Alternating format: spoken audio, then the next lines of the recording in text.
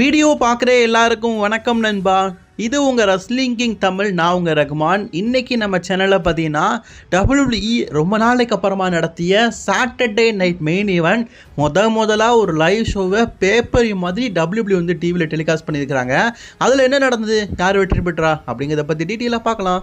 அதுக்கு முன்னாடி சேனலுக்கு ஃபஸ்ட் டைம் வந்துருக்கோங்க, சப்ஸ்கிரைப் பண்ணி பெல் ஐக்கானை கிளிக் பண்ணி வச்சுக்கோங்க. தினமும் போட்டு ரஸ்லிங் செய்களை தமிழில் தெரிஞ்சுக்கோங்க.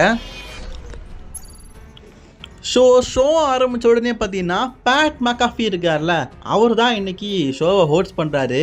2 நாளுக்கு அப்புறமா பார்த்தீங்கன்னா பேட் மெக்காஃபி வந்து இன்றைக்கி வந்திருக்காரு போல இருக்குது. இதுக்கப்புறமா ரெகுலராக கமெண்ட்டில் இருப்பாரான்னு தெரில. பட் இன்றைக்கி சாட்டர்டே மெயின் ஈவெண்ட்டை ஸ்பெஷல் ஹோஸ்ட் பண்ண போகிறது நம்ம பேட் மெக்காஃபி தான். அண்ட் ஸ்டார்டிங் மேட்ச்சே ட்ரூ மாக்கின்டையருக்கும் சாமி ஜெயினுக்குமான அந்த சிங்கிள்ஸ் மேட்சே நடக்குது. அந்த அரினா சைடு அப்படியே ஒடுக்கி விட்ருக்காங்கப்பா. ரசிகர்கள்லாம் அப்படியே கை வச்சுட்டே வராங்க. அது செம்மையாக இருக்குது அந்த என்ட்ரன்ஸ் பார்க்கறதுக்கு. ஸோ நல்லா இருக்குது. அந்த என்ட்ரன்ஸை ரொம்ப சின்னதாக்கி ரசிகர்கள் 2 பக்கமும் ரசலசஸ் சொல்கிற மாதிரி. அண்ட் சாமி ஜெயினும் வரும்போதே உற்சாகத்தோடு தான் வராரு. 2 பேருக்கு மேட்ச் நடக்குது. WWE சாமி ஜெயின் மேலே என்ன கோவம் தெரில, ட்ரூ மாக்கின்டையருக்கு அப்பாரண்டாக போட்டிருக்காங்க. அந்த ஆள் பார்த்தீங்கன்னா தூக்கி போட்டு மிதிக்கிறாரு, உதைக்கிறாரு. எப்போ பாவங்க, கொஞ்சம் மிஸ் ஆயிடுச்சு. இல்லாட்டா சாமி ஜெயினுடைய கெரியரே முடிஞ்சிருக்கும் தூக்கி போட்டதில். பட் இருந்தாலும் நம்ம எல்லாருக்குமே தெரியும் இந்த மேட்ச்சில் யார் வெற்றி பெறுவார்னு. இது வரைக்கும் சாமி ஜெயினுக்கும் ட்ரூக்கும் பல முறை நடந்திருக்குது. பல முறையும் வெற்றி பெற்றது ட்ரூ மாக்கின்டையர் தான்.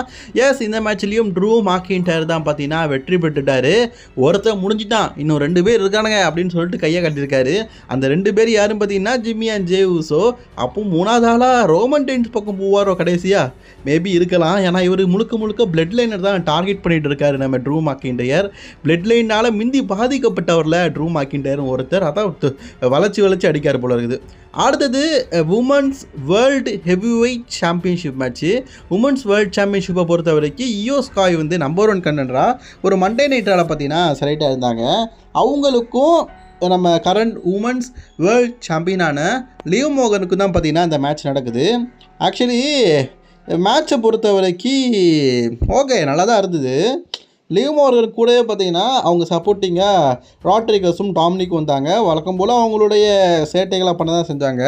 அண்ட் டேமேஜ் கண்ட்ரோல் டீமும் வந்தது. ஆனால் அவங்களுடைய அட்ராக்சிட்டி அவ்வளோ இல்லை. இந்த மேட்சை பொறுத்த வரைக்கும் லிவ் மோர்கன் பார்த்தீங்கன்னா ரொம்பவே க்ளீனாக இயோ ஸ்காயை பீட் பண்ணி அவங்களுடைய உமன்ஸ் வேர்ல்டு டைட்டில் ரீடைன் பண்ணிட்டாங்க.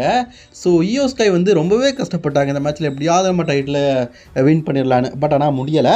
இந்த மேட்ச்சில் ரொம்பவே க்ளீனாக பார்த்தீங்கன்னா லிவ் மார்கன் வந்து இயோ ஸ்காயை பீட் பண்ணி அவங்களுடைய சாம்பியன்ஷிப்பை ரீடைன் பண்ணிட்டாங்க. சக்ஸஸ்ஃபுல்லி 202 நாட்களை கடந்து தன்னுடைய உமன்ஸ் வேர்ல்ட் டைட்டில் பார்த்தீங்கன்னா லிவ் மார்கன் தக்க வச்சுருக்கிறாங்களாம். அதை WWE வந்து சொல்லியிருக்கிறாங்க. பரவாயில்லப்பா, 202 நாளுங்கிறது பெரிய விஷயம். லிவ் மார்கன் கெரியர்லேயே அதிக நாள் சாம்பியன்ஷிப் வச்சது இது தான். இவங்க டாக் டீம் டைட்டில் கூட 30 நாளுக்கு மேலே வச்சதில்லை. பட் ஆனால் இந்த டைட்டில் இவ்வளோ நாள் வச்சுருக்கிறாங்க.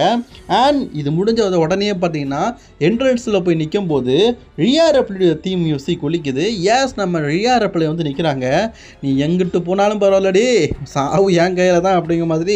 நீ எங்கிட்டு போனாலும் பரவாயில்ல, இந்த சாம்பியன்ஷிப்புக்காக நான் தான் மோதுவேன், என் சாவு உன் கையில் தான் அப்படிங்கிற மாதிரி ரியா ரெப்ளி கட்டுக்கட்டாக இருக்காங்க போல இருக்குது.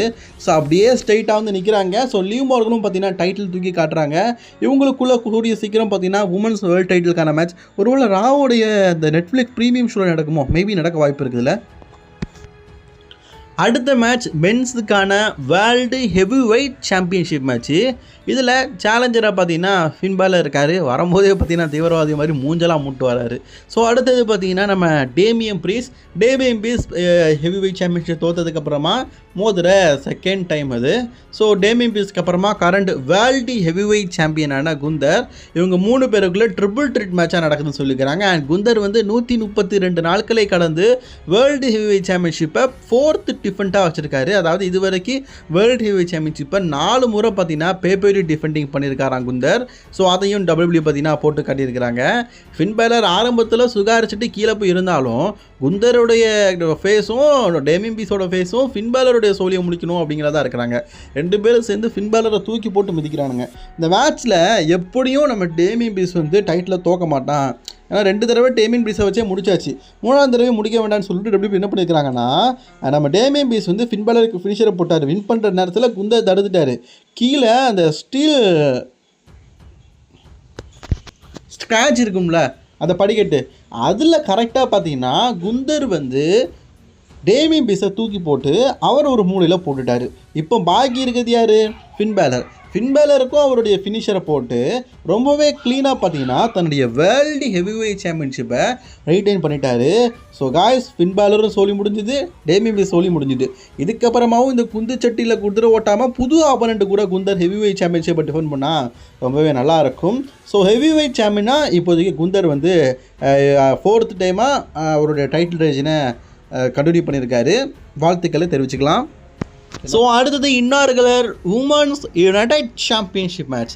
செல்சி ஸ்க்ரீன் அண்ட் நம்ம மிஷின் இவங்க 2 பேருக்கு அகேன்ஸ்டாக தான் பார்த்தீங்கன்னா இந்த inaugural women's united championship match நடக்கும்போது இன்னாகரல் NXT நார்த் அமெரிக்கன் சாம்பியன்ஷிப்லேயும் உமன்ஸ்க்கான நார்த் அமெரிக்கன் சாம்பியன்ஷிப்லையும் ஃபைனலி இருந்தது நம்ம மிஷின் மியாயம் தான்.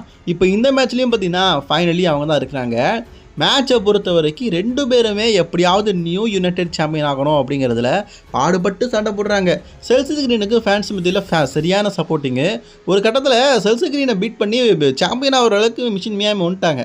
பட் ஆனால் குறுக்கால கௌசிக்கு வந்த மாதிரி அவங்க கூடையாக பார்த்தீங்கன்னா பைப் பண்ணி விட்டுருக்குறாங்க. அண்ட் அந்த காலை வந்து ரோப்பில் போட்டுட்டாங்க. இந்த மாதிரி நிறைய விஷயங்களில் அவங்களுக்கு சாதகமாக அமைஞ்சுது. ஃபைனலி இந்த மேட்ச்சில் என்னாச்சு? செல்சி கிரீன் அவங்களோட ஃபினிஷரை போட்டு 1, 2, 3 and the new WWE Women's Inaugural United Champion Celsius Green அப்படிங்கிற மாதிரி சொல்லிட்டாங்க. எஸ், Celsius Green தான் பிராண்ட் நியூ US சாம்பியன்ஷிப்பை வின் பண்ணியிருக்கிறாங்க. What a moment. Celsius Green அவங்களுடைய கெரியரில் ஃபர்ஸ்ட் எவராக ஒரு சிங்கிள்ஸ் சாம்பியன்ஷிப்பை அண்ட் இன்னாகரலாக வின் பண்ணியிருக்கிறாங்க. முதலாக வின் பண்ணியிருக்கிறாங்க முதல் சாம்பியன்ஷிப்பை. இது ஒரு பெரிய விஷயம். கண்டிப்பாக வாழ்த்துக்களை தெரிவித்துக்கலாம். செல்சியஸ் கிரீன் ஃபேன்ஸுக்கெலாம் இந்த மூமெண்ட் வந்து கண்டிப்பாக பிடிச்சிருக்குன்னு நினைக்கிறேன். ஆக்சுவலி நிக்கோலஸுக்கு பதிலாக இந்த இடத்துல வந்து ஆடபிஎஸ் இருந்திருக்கணும். செம காமெடியாக இருந்திருக்கும். அடுத்த மேட்ச் மென்ஸுக்கான undisputed WWE championship match.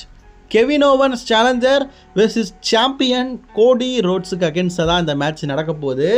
So இந்த ஃபியூடை ஒரு லைவ் ஷோவில் ஆரம்பித்து லைவ் ஷோலேயே முடிக்கிறாங்க. அதாவது பேட் பிளட்டுடைய ஆஃபேரில் ஆரம்பித்து இப்போது இதில் முடிக்கிறாங்க. கோடி ரோட்ஸ் வரும்போதே தன்னுடைய கிஃப்டோடு தான் கொண்டு வராரு. வேறு என்ன, அந்த ஈகிள் சாம்பியன்ஷிப், அந்த ஈகிளுடைய ரெக்கம் மாதிரி, ஈகிளுடைய விங்ஸ் மாதிரியே அந்த சாம்பியன்ஷிப் இருக்கும் தெரியுமா? அந்த விங்ஸ் சாம்பியன்ஷிப்போட தான் பார்த்தீங்கன்னா நம்ம கோடி ரோட்ஸ் வராரு. வரும்போதே மாதம் தான் வராரு. அந்த ஈகிள் சாம்பியன்ஷிப்போட பழைய சாம்பியன்ஷிப் இருக்குது பார்த்தீங்களா, அதே தான் கொடுத்துருக்காரு. அப்படியே எடுத்து ஒரு நாள் யூஸ் பண்ணிக்க அப்படின்னு சொல்லி கொடுத்துருக்காரு போல இருக்குது. அப்படியே கோடி ரோட்ஸ் போட்டு வராரு. ஸோ தன்னுடைய கனவு ஒன் டே வந்து நிறைவேறிச்சு. ஸோ ஃபேன்ஸும் பயங்கரமாக பார்த்தீங்கன்னா சந்தோஷப்படுறாங்க. அன்டிஸ்பியூட்டட் டைட்டில் கொண்டு வரல, அதுக்கு பதிலாக இந்த டைட்டில் இன்றைக்கி கொண்டு வந்திருக்காரு. இதுதான் இன்னைக்கான அன்டிஸ்பியூட்டட் டைட்டில். ஒன் டே மட்டும், இந்த ஒரு நாள் மட்டும் மேட்ச் ஸ்டார்ட் ஆகுது. இந்த மேட்சை பொறுத்த வரைக்கும் கண்டிப்பாக ஒன்று சொல்லி ஆகணும். நம்ம கோடி ரோட்ஸோடைய காலில் வந்து அடிபட்டிருக்குது, இன்ஜுரியாக இருக்குது அப்படிங்கிறது கெவின் ஓவன்ஸுக்கு நல்லாவே தெரியும். முழுக்க கெவின் ஓவன்ஸ் பார்த்தீங்கன்னா கோடி ரோட்ஸோடைய காலை டார்கெட் பண்ணி அடிக்காரு. அவன் காலை எப்படியாவது உடைப்பண்டான். தான் மூகத்தனமான வில்லத்தனத்தை நல்லாவே காட்டுறாரு. இந்த மேட்சை பொறுத்த வரைக்கும் 2 பேரோட ஃபைட்டிங் ஸ்டைல் நல்லா இருந்தாலும் கோடி ரோட்ஸும் நல்லா தான் ஃபைட் பண்ணுறாரு. ஜான்சன் மாதிரி பண்ணுறாருங்க. அடி வாங்கி ஒரு மூலையில் கலந்து வின் பண்ணுவார்ல, அந்த மாதிரி தான். ஸோ இந்த மேட்ச்சில் என்னாச்சுன்னா, ஒரு இடத்துல நம்ம கோடி ரோட்ஸ் வந்து ரெஃப்ரியை தூக்கி அடிச்சிட்டாரு, தெரியாமல் அடிச்சிட்டாரு. ரெஃப்ரி ஒரு மூலையில் விழுந்துட்டான். இப்போ கெவின் ஓவன்ஸ் வந்து ஸ்டன்னரை போட்டுட்டு கோடி ரோட்ஸை பின்ஃபால் பண்ணும்போது ரெஃப்ரி இல்லை. ஸோ அடுத்து புதுசாக ஒரு ரெஃப்ரி வராரு. அந்த ரெஃப்ரியை கோடி ரோட்ஸ் அகைன் வந்து தெரியாமல் அட்டாக் பண்ணுறாரு. கோடி ரோட்ஸ்னால இன்றைக்கி ஒரு ரெஃப்ரி இல்லை, 2 ரெஃப்ரி பார்த்தீங்கன்னா தாக்கப்பட்டு பரிதாப நிலையில் தள்ளப்பட்டார். ஸோ 3வது முறையாக பார்த்தீங்கன்னா கெவின் ஓவன்ஸ் வந்து சரி இது செட்டுப்பட்டாராது, நம்ம வந்து ஸ்டீல் சேர் எடுத்து அட்டாக் பண்ணி இந்த மேட்சை முடிக்கலாம்னு சொல்லிட்டு ஸ்டீல் சேர் எடுத்து அட்டாக் பண்ணது பார்க்காரு. அப்போன்னு பார்த்து கோடி ரோட்ஸ் அவருடைய ஃபினிஷரை ஸ்டீல் சேருக்கு மேலேயே போட்டுட்டு, ஏன்னா ரெஃப்ரி யாருமே இல்லைல்ல, 1, 2, 3 சொல்லும் போது கீழே விழுந்த ரெஃப்ரியில் ஒருத்தர் வந்து உஷாராயிட்டார். அவர் கரெக்டாக 1, 2, 3 அடித்து கோடி ரோட்ஸ் அவருடைய அன்டிஸ்பியூட்டட் யூனிவர்சல் சாம்பியன்ஷிப் பார்த்தீங்கன்னா அகைன் சக்ஸஸ்ஃபுல்லி ரீட்டைன் பண்ணிட்டாரு. மேட்சை பொறுத்த வரைக்கும் கோடி ரோட்ஸ் வந்து அவரோட டைட்டில் ரீட்டைன் பண்ணிட்டாரு. ஐயோ பாவம், கெவின் ஓவன்ஸ் வந்து தோற்று போயிட்டாரு. ஸோ கோடி ரோட்ஸ் அவருடைய அன்டிஸ்பியூட்டட் யூனிவர்சல் சாம்பியன்ஷிப்பை ஜெயிச்சிட்டாரு. ஆக்சுவலி இந்த மேட்செல்லாம் முடிஞ்சதுக்கப்புறமா ஆஃபரில் பார்த்தீங்கன்னா கெவின் ஓவன்ஸ்க்கும் ட்ரிபிள் ஹெச்சுக்கும் சண்டை வந்துருக்குது. கோடி ரோட்ஸை ஹாஸ்பிட்டலெலாம் தள்ளிட்டாங்களாம். அந்த அளவுக்கு கெவின் ஓவன்ஸ் வந்து ஆஃபரில் அட்டாக் பண்ணியிருக்காங்களா. அந்த ஃபுட்டேஜ்லாம் கிடைக்கும் போது கண்டிப்பாக அதை பற்றி நான் பேசுகிறேன். இந்த வீடியோ பிடிச்சிருந்தா லைக் ஷேர் பண்ணிக்கோங்க. தொடர்ந்து வீடியோ பார்க்க சேனலை சப்ஸ்கிரைப் பண்ணிக்கோங்க.